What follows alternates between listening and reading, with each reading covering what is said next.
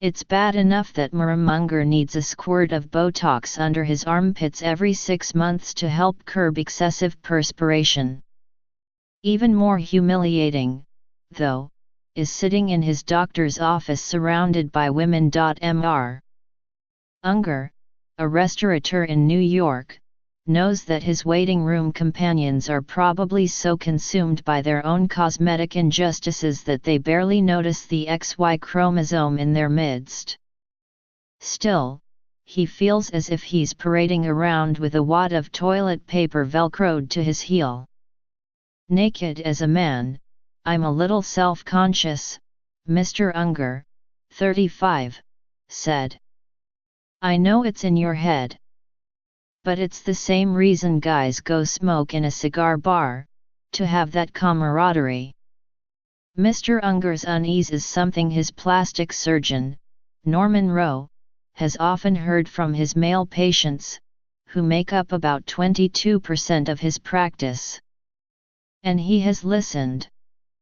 On December 26, Dr. Rowe is opening the Clubhouse, a medical man cave on the Upper East Side where men can gather for poker Botox nights, cognac and chemical peels, hair transplants, microneedling, liposuction and, yes, penis enlargement procedures. A lot of men tell me they don't like to come in and have a woman sitting next to them, Dr. Rowe said in his Kentucky drawl. They don't want to call up and have a woman answer the phone and say, "Hi, what would you like to come in for?" He paused and lowered his voice. "I want to come in for a penis augmentation," he whispered. "They want a man to answer the phone," he said. "They want to sit next to a guy, they want to watch sports on TV and not listen to Michael Bublé on the radio. Possibly he's on to something." About 8 to 10% of plastic surgery procedures across the country are performed on men, according to the American Society for Aesthetic Plastic Surgery. Liposuction and tummy tucks are the top 2 procedures. While men-only spas have been in existence for a while, they often have female employees and offer facials, massages, and manicures. They usually don't do surgical procedures, and there is no medical professional on the premises. In 2014, Grant Stevens, a plastic surgeon, opened Marina Manland next to his main office in Marina del Rey, California. It has a private entrance, reception area, and treatment rooms with names like the Dog House, the Bear's Lair and He Lion's Den. The scent of new car leather and freshly cut green grass wafts through the rooms.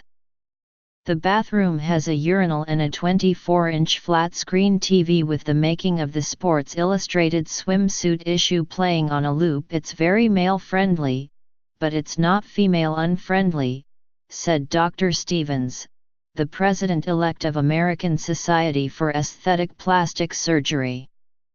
It's not a strip club. It's kind of a cross between a sports bar and maybe a smoker's lounge.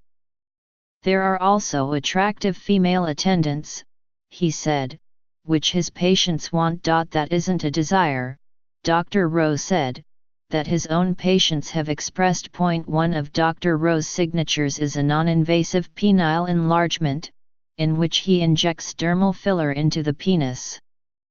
It typically lasts about 2 years and costs around $6,000, depending on the amount of filler required. He also does anal tightening procedures, which is exactly as it sounds, he said. It can be a laser treatment or done surgically. For obvious reasons, most men don't like to discuss these sorts of things in polite company.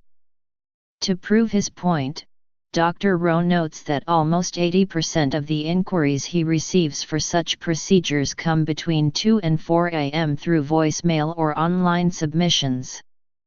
Those are the hours when men are searching, thinking about it, he said. But it's not something they want to broadcast. Joseph, a 31-year-old sales executive in New Jersey who asked that his last name not be used to protect his privacy, saw Dr. Rowe 2 years ago for Botox in his forehead. Recently, he decided he wanted more girth in his penis. When he phoned Dr. Rowe's office, a female voice answered the phone. This, he said, unnerved him. Garrett Muntz, the grooming director at GQ, understands the sentiment. Talking about things like thinning hair and aging and penis enlargement treatments are very hard for men in a public or semi-public setting, much less mixed company, Mr. Muntz wrote in an email. It's the same reason, when you book a massage, you are often asked if you have a preference for a male or female therapist. Some people are just more comfortable interacting with their own gender in such an intimate setting, and spas are all about being comfortable. The vibe at the clubhouse is decidedly comfortable. All of the office attendants, the front desk staff to the patient coordinators to the nurses are male. There is no sign over the entrance, but rather a brass plaque with an insignia resembling the adult Simba. Instead of fluffy robes, patients will wear navy cotton jackets with the embossed emblem over the left breast. There is also a poker table, a fireplace, a widescreen television tuned to C-SPAN or ESPN, and a private entrance and exit. Run DMC jams on the overhead radio. Drive.